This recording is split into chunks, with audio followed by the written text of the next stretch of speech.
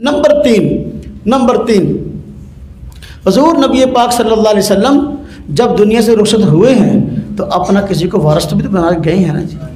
ہاں جی, آپ کا ارشاد ہے علماء انبیاء کے وارث ہیں, علماء انبیاء کے وارث ہیں. توجہ کرنا, آج ہم باتیں بتانے لگا ہوں نا, اب وہ سارے کے سارے پریشان ہوں گے جو آج علماء کے خلاف بکواسات کرتے ہیں.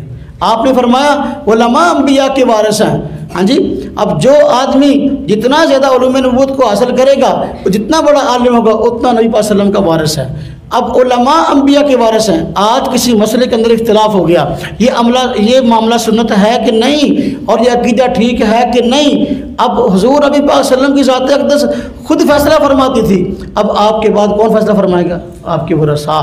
قرآن کا وہ معنی معتبر ہوگا جو علماء بیان کریں گے, اس لیے کہ یہ حضور کے وارث ہیں. یہ تیسرا اہل حق کا اصول ہے اور اہل حق کی علامت ہے. حضور نبی پاک صلی اللہ علیہ وسلم کی ذات تو کراس نہیں کرتے.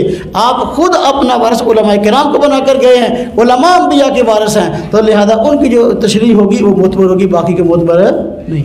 آج جو حضرات ہمارے معاشرے میں آج دین کو بیان کرنے کے چکر میں ہیں, جب کہ عالم نہیں ہیں.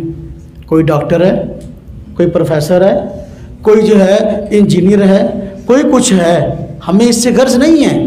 دیکھو کوئی بھی ہے, وہ حضور نبی پاک صلی اللہ علیہ وسلم کا وارث نہیں ہے. ہمارا جھگڑا ان سے یہ نہیں ہے کہ ذاتیات کا کوئی مسئلہ ہو, کوئی جائیداد کا مسئلہ ہو, کسی سے کوئی مسئلہ نہیں ہے جائیداد کا نہ ذاتیات کا.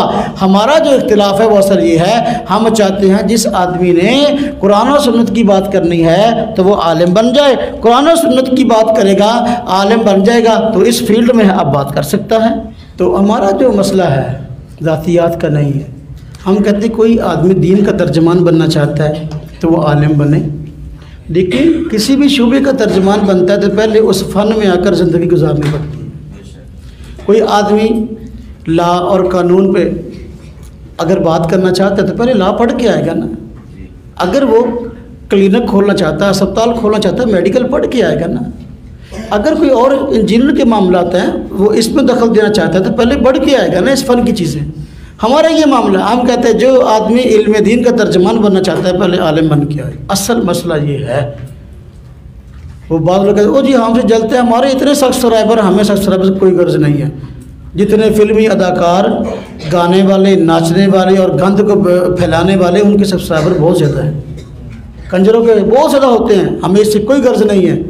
ہاں جی, ہمیں اس بات سے غرض ہے کہ حضور نبی پاک صلی اللہ علیہ وسلم کا وارث کون ہے. تو علماء انبیاء کے وارث ہیں.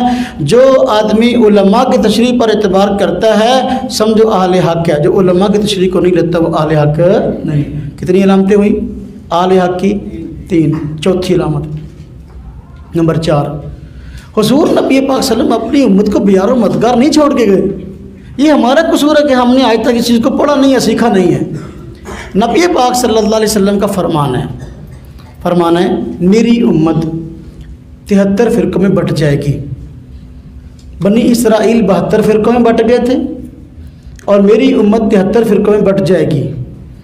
اور ان میں سے ایک ایسی جماعت ہے جو کہ جنت میں جائے گی, باقی سب دوزخ میں جائیں گے. اب توجہ کرنا, صحابی رسول حضرت عبداللہ بن عمر بن عاص پوچھتے ہیں یا رسول اللہ صلی اللہ علیہ وسلم یہ کون لوگ ہیں جو جنت میں جائیں گے؟ من ہی یا رسول اللہ صلی اللہ علیہ وسلم, وہ کون ہے؟ اور فرمایا ما انا علیہ و اصحابی, وہ ہیں جو کہ میرے موقف پر اور صحابہ کرام کے موقف پر ہیں. ہاں جی, یا آپ نے فرمایا نہیں یعش منکم فسیرا اختلافاً کثیرا, کہ تم میں سے جو بھی آدمی زندہ رہے گا اختلافات بہت زیادہ دیکھے گا. فرمایا ایسے موقع پر علیکم بسنتی و سنت خلفاء الراشدین المہدیین, میری سنت کو لینا اور خلفاء راشدین کی سنت کو لینا. اب یہ دیکھو واضح ارشاد ہے. اور پھر آج بہت سارے دعوے دار ہوں گے ایسے کہ ہم حضور نبی پاک صلی اللہ علیہ وسلم کی سنت کو لیے ہوئے ہیں اور خلفاء راشدین کی بات کرتے ہیں, ان سے ہی بات کو لیتے ہیں. فیصلہ کیسے ہوگا؟ اس کے لیے میں چوتھی جو ہے نا ایک بڑی علامت اہل حق کی اور چوتھا اصول ذکر کرنے لگا ہوں. آپ نے فرمایا کہ جنتی گروہ ایک ہے, باقی سب دوزخی ہیں, 72 کے 72. آج ہر آدمی کہتا ہے کہ بھئی وہ جو جنتی میں جانے والا نا وہ ہم ہیں, باقی سب دوزخی ہیں. لیکن حضور نبی پاک صلی اللہ علیہ وسلم میں کیا فیصلہ فرماتے ہیں؟ ہاں جی، نمبر 1 آپ نے اس سلسلے میں فرمایا کہ بھئی وَهِيَ الْجَمَاعَةُ، کیا فرمایا؟ وَهِيَ الْجَمَاعَةُ، جو جنت میں جانے والا طبقہ ہے وہ بڑی جماعت ہوگی۔ کیا ہوگی؟ بڑی جماعت۔ بڑی جماعت اہل حق، آپ نے فرمایا، آپ کا ارشاد ہے کہ قیامت تک اللہ رب العزت ایک ایسی جماعت کو باقی رکھے گا جو کہ دین کو صحیح انداز میں اور صحیح طور پر لوگوں کے سامنے پیش کرے گی، حتیٰ کہ جاہل لوگوں نے تعویلات پیش کی ہوں گی اور جو بہت سارے باطل لوگوں نے جو ہے اس کے اندر تحریفات دین میں کی ہوں گی، یہ ان تعویلات کو اور تحریفات کو ایک طرف رکھ کے صحیح دین کو لوگوں کے سامنے پیش کرنے والے ہوں گے۔ فرمایا کہ یہ لوگ ہمیشہ زندہ رہیں گے حتیٰ یاتی اللہ، اپنا فرمایا حتیٰ امر اللہ، یہاں تک کہ اللہ کا حکم آ جائے۔ اب دیکھو قیامت تک ایک جماعت نے باقی رہنا ہے جو کہ دین کی ترجمان ہے۔ اب فرمایا وَهِيَ الْجَمَاعَةُ، وہ جماعت ہے، ایک ہے فرقہ، ایک ہے جماعت۔ توجہ کرنا، آج بعض جماعتیں ایسی جن کے کارکن دنیا کے اندر 5 ہیں 6 ہیں، وہ جماعت دیکھ رہے ہو کہ جماعت کا لفظ ہے لیکن جماعت نہیں، جماعہ، وَهِيَ الْجَمَاعَةُ، فرمایا وہ جماعت ہے۔ اب توجہ کرنا، آپ نے فرمایا جماعت کس سلسلے میں؟ فرمایا اتبعوا سواد الاعظم، بڑی جماعت کی پیروی کرو، ہمن شذ فی النار، جو آدمی بڑی جماعت سے کٹ گیا وہ کٹا ہوا الگ جو کے اندر پھینک دیا جائے گا۔ جماعتیں کئی ہیں، سب اپنے آپ کو اہل حق کہتے ہیں کہ فرقے 73 ہیں، 73 میں سے جو ہے نا 72 دوزخی اور میں جنتی، لیکن جنتی کون ہوگا؟ جو بڑی جماعت چلی آ رہی ہے۔ بڑی جماعت سے جو بھی کٹے گا الگ ہوگا، وہ فرقہ ہے۔ فرقہ کہتے ہیں چھوٹے گروہ کو، اور جماعت جو شروع سے چلی آ رہی ہے مسلمانوں کی بڑی جماعت ہے۔ اب دیکھو اہل سنت والجماعت میں حنفی بھی ہیں، مالکی بھی ہے، شافعی بھی ہے، حنبلی بھی ہے، پوری دنیا ہے، 98% لوگ ہیں۔ اب یہی لوگ ہیں اب الجماعہ۔ فرمایا نبی پاک صلی اللہ علیہ وسلم نے فرمایا کہ ید اللہ علی الجماعہ، جماعت پر اللہ کا ہاتھ ہے، جماعت پر اللہ پاک کی مدد ہے، جماعت کے ساتھ اللہ پاک کی تائید ہے۔ اب ایک فرقہ وہ ہے جو دنیا کے اندر جو ہے وہ اللہ آپ کو معاف اور ہم سب کو معاف فرمائے، دنیا کے اندر اس کی تعداد جو ہے چند گنے چنے بندے ہیں۔ اب وہ جماعت کا مصداق کیسے ہوگا؟ آپ نے فرمایا بڑی جماعت کی پیروی کرو۔ معلوم ہوا جو بڑی جماعت ہے وہ اہل حق ہے، اور بڑی جماعت سے کٹے ہوئے لوگ جو ہیں وہ ان 72 فرقوں میں سے فرقے ہیں جن کے بارے میں آپ نے فرمایا کہ یہ دوزخ میں جانے والے ہیں۔ آج ہمارے یہاں ایک قریب ایک جگہ بنی ہے تو جماعت المسلمین والے، تو انہوں نے مرکز یہاں بنایا، انہوں نے کہا پنجاب کا مرکز ہے، پنجاب کا اجتماع ہوتا ہے بندہ 100 ہوتا ہے، اجتماع پنجاب کا تو بندہ 100، اور وہ کہتے ہیں ہوا سماکم المسلمین، ایت پڑھتے ہیں ہاں جی ہم مسلمین ہیں، اللہ پاک نے ہمارا نام مسلمین رکھا ہے، اور بنی ہے 1980 کے قریب، اس سے پہلے جماعت کا وجود نہیں تھا۔ مسعود احمد BS جب پیدا نہیں ہوا تو جماعت کہاں تھی؟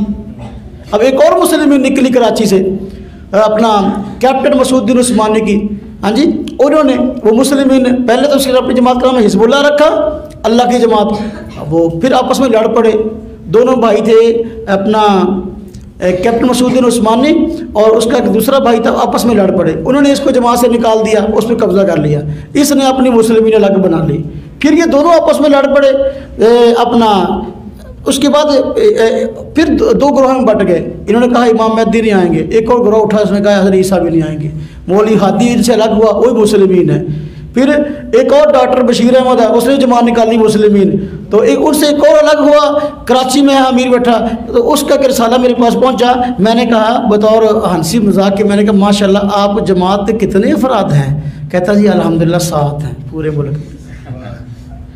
تو یہ آلے فرمایا وہی الجماعہ، اہل حق وہ ہیں جو جماعت ہے، فرمایا بڑی جماعت کی پیروی کرو، بڑی جماعت کی پیروی کرو گے گمراہی سے بن جاؤ گے، بچ جاؤ گے۔ اللہ پاک نے قرآن کریم میں فرمایا، دیکھو توجہ کرنا، فرمایا وَمَن يُشَاقِقِ الرَّسُولَ مِن بَعْدِ مَا تَبَيَّنَ لَهُ الْهُدَىٰ، جو آدمی رسول اللہ صلی اللہ علیہ وسلم کی مخالفت کرے گا، ہاں جی ہدایت کے واضح ہونے کے بعد، آگے فرمایا وَيَتَّبِعْ غَيْرَ سَبِيلِ الْمُؤْمِنِينَ، اور چلے گا مومنوں کے راستے کے علاوہ اور راستے پر، فرمایا اس کو 2 سزائیں ملیں گی، ایک دنیا میں ایک آخرت میں۔ فرمایا دنیا میں سزا یہ ہے نُوَلِّهِ مَا تَوَلَّىٰ، وہ جدھر مڑ گیا مڑا رہے گا، اس کو ہدایت نصیب نہ ہوگی۔ آخرت میں کیا ہے؟ فرمایا کہ وَسَاءَتْ مَصِيرًا، دوزخ میں داخل ہوگا، وَنُصْلِيهِ جہنم، یہ ہے اصل چیز۔ اب مومنین کا راستہ کون سا ہے؟ عام لوگ مسلمان جس راستے پہ چل رہے ہیں یہ معروف ہے۔ قرآن کریم فرمائے کہ وَلَا تَعْصَوْا فِي مَعْرُوفٍ، وہ دستور کی مخالفت نہ کرو۔ عام جو لوگ چل رہے ہیں روٹین کے ساتھ، دین چل رہا ہے، چلنے دو۔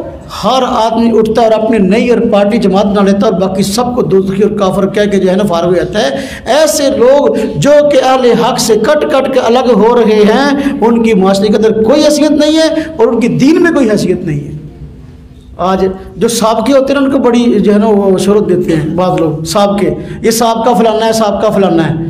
وہ سابقہ کچھ بھی ہو، سب دیکھو جتنے فرقے کس سے نکلے؟ اسلام سے۔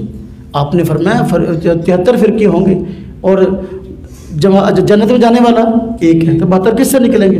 اسلام سے۔ اسلام برا ہو گیا، اللہ معاف فرمائے۔ ایک آدمی ہے وہ پہلے مسلمان تھا، نعوذ باللہ کسی لالچ میں عیسائی ہو گیا، اب آپ مجھے اسلام برا ہو جائے گا، کوئی آدمی اس کے نام سے لکھے یہ صاحب کا مسلمان، اللہ معاف فرمائے۔ جتنے باطل فرقے اہل حق سے نکلے ہیں، لیکن اہل حق کی ایک جماعت اپنی روٹین کے ساتھ چلتی رہے گی۔ جو آدمی 14ویں صدی میں 15ویں صدی میں اہل حق ہونے کا دعویٰ کرتا ہے، آپ دیکھو اس کے اندر یہ علامت پائی جاتی ہیں جو میں عرض کر رہا ہوں۔ چوتھی علامت میں نے عرض کی ہے کہ وحی الجماعہ، وہ بڑی جماعت ہوگی۔ آپ نے فرمایا بڑی جماعت کی پیروی کرو، جو بڑی جماعت اہل حق کا ہے، جو چند ایک ہیں اور اپنے علاوہ باقی کو سب کو کافر کہتے ہیں، وہ کسی بھی اعتبار سے جو ہے اہل حق نہیں ہے۔ 5ویں علامت